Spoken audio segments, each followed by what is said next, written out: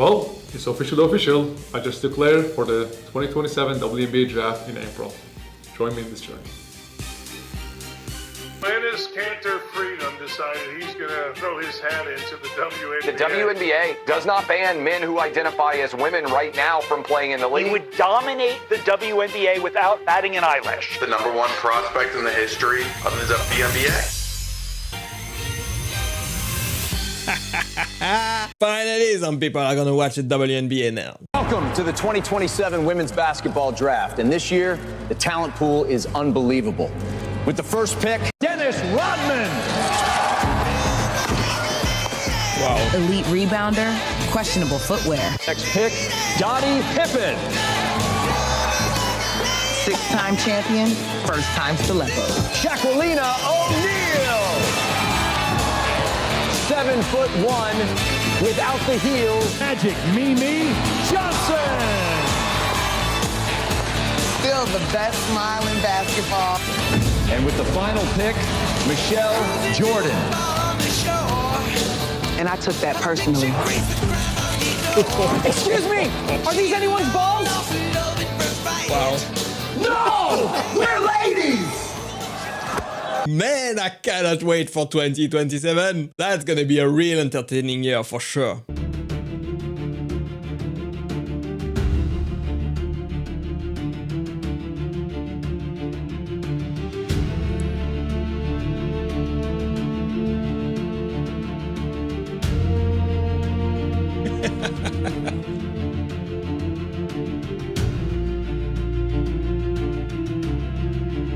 Oh wow.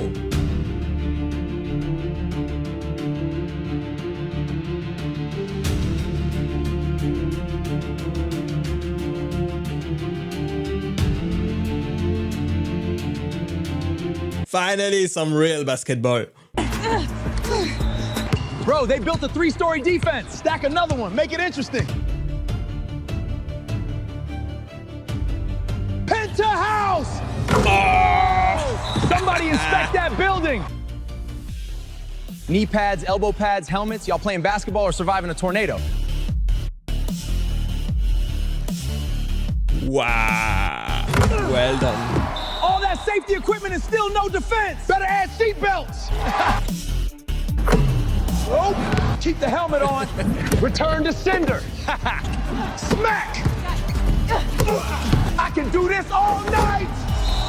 Nothing gets through. Good thing y'all came prepared.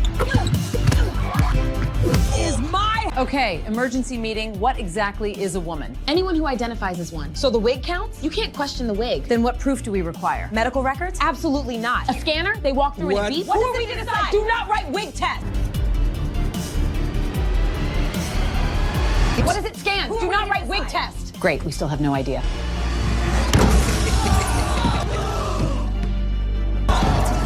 This is my house now. Greatest meme I've seen all week. Wait a minute, this is genius. The first pick in the WNBA draft, Seattle Storm selects Enes Kanter. With the second pick in the draft, Toronto select Julie Tidred. The third pick in the draft, Phoenix select Royce White. Who go girl? Enes Kanter, Friedemina dunks over Sophie and CC. Enes Kanter for Dina dunks over Sophie, the best women's basketball player in the world. She's so good.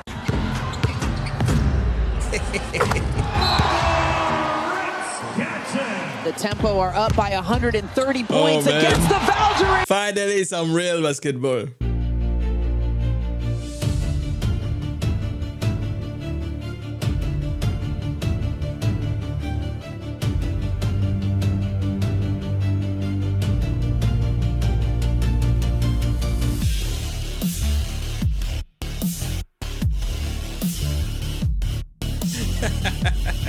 Whoa!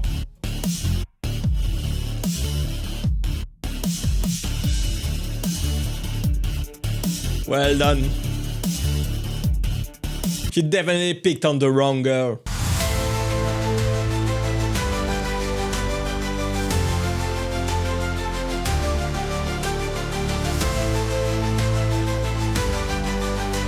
Wow.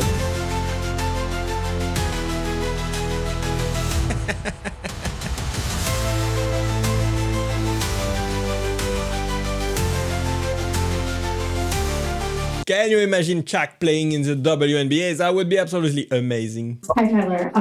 Just want to get your reaction to the DiJonai ejection and what you saw happen on that play. In the moment, I thought that she made a play on the ball. I didn't think it warranted a flagrant two. I didn't see the replay, when it happened. So that was my initial thoughts. But the officials made what they made. I haven't looked at that play since, so I really don't know if it was justified or not. But that's what I thought in the moment. I put together a little clip of DJ Carrington, who is definitely one of the dirtiest players in the WNBA. Yeah, so Carrington is a dirty player, probably the dirtiest player in the league.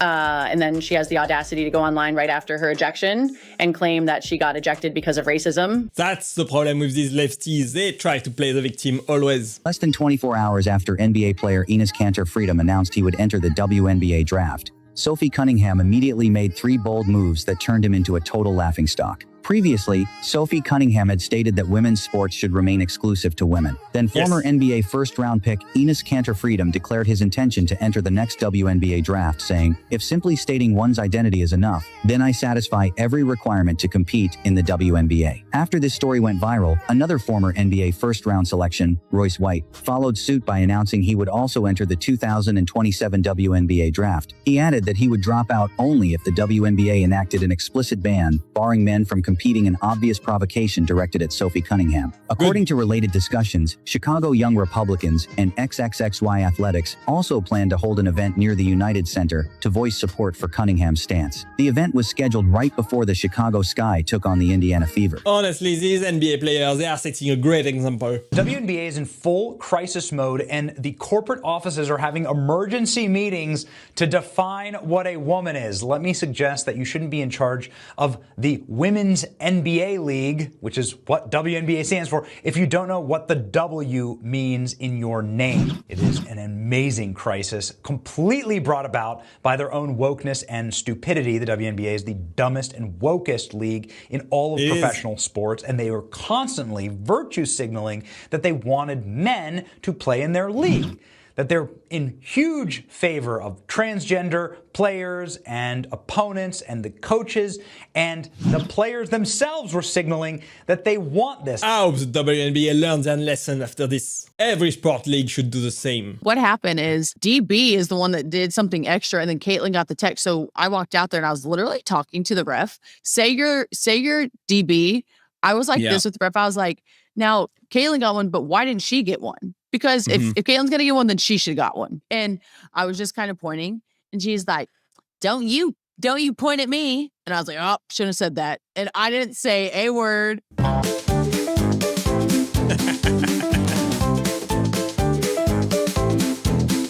Greatest meme on the internet right now. This was not DiJonai just trying to get the ball. This was intentional in my opinion and most people's opinion. This was not necessary. This just took a hilarious turn because of what DiJonai posted as soon as she got to the locker room after being ejected. She posted this, white privilege. And then she literally tagged the Indiana Fever. One of the most viral responses to this post on Threads was from Emmanuel Aiko, who said this on his podcast. DiJonai Carrington made a basketball play, and the refs made a basketball ruling. So can we stick to basketball for a moment? Basketball play. She was attempting to go for the ball. At least she said so. She missed, and she missed egregiously. She missed, and she flagrantly hit Sophie Cunningham in the head. That was definitely on purpose. All of them know that these people who are saying they are women are not women, including every coach that you showed, including every commentator that we heard from. All of them know what the truth is here. If inclusivity is what they want, what we will have is a lack of existence of the WNBA, because there will be no women in it. None of these cases that you're talking about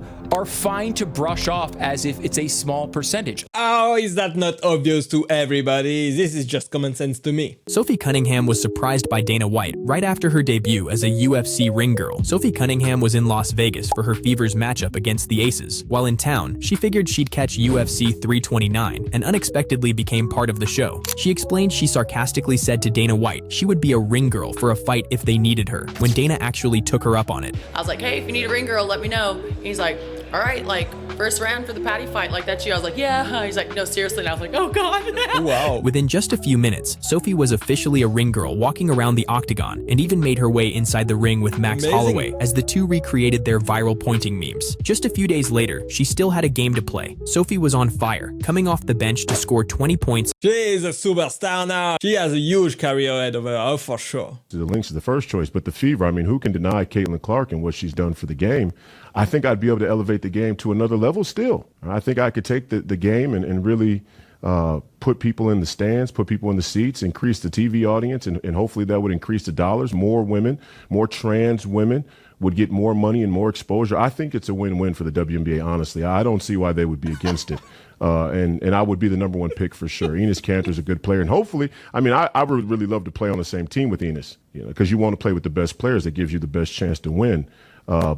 But I actually do think I'm a little bit more versatile. This is just so funny to watch. When is the WNBA gonna realize how woke they've been? Way too woke. Every day we see some random person go viral and then we never see or hear from them again. Well, that is not the case with Sophie Cunningham, who is becoming absolutely legendary. So she is known for not backing down on and off of the court. And in this video, you're gonna be learning many things about her. And she has so many different talents that you might not even know about. But I also wanna talk about the impact that she is having. In some ways, it seems like she is creating women's sports, or at least attention to women's sports, but she is also protecting them. So much so that she is inspiring this 17-year-old to speak up to her school board about safety for women's sports, like not having men play in women's sports. Kudos to you! Sophie Cunningham is inspiring all these young girls all over the world to stand for themselves. It's amazing to see. There's never been a better example of get woke, go broke. And leave a like on the video if you're enjoying this absolute beautiful slow motion car wreck that is the WNBA. Things got much worse last night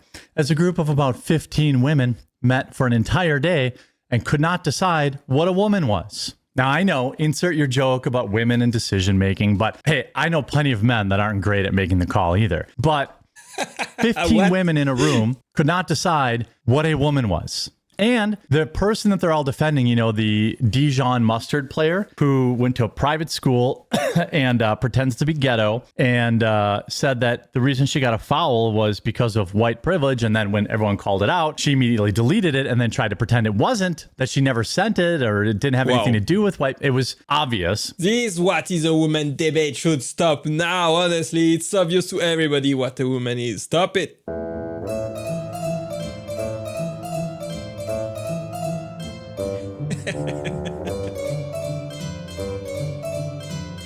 Look at that. Everybody's doing the pointing meme now. Nice. Very nice. Okay, I will say they're the ones requesting that. They're like, hey, can you point? I'm like, whatever you guys want. And so, I walked in and instead of like cheers and stuff, everyone pointed. And I was like, I don't know if they set that up or what, but it's been really fun to come in there. And now they're all starting to do it. But I didn't mean for that meme to even become a meme. And then it kind of just went all over the world. So it's been kind of funny. Good. Really good. She is a superstar now. Hopefully we see more of her. Sophie Cunningham. What a great role model for everybody. Thanks for watching, guys. I hope you enjoyed it and click right here to watch the next one. Bye bye.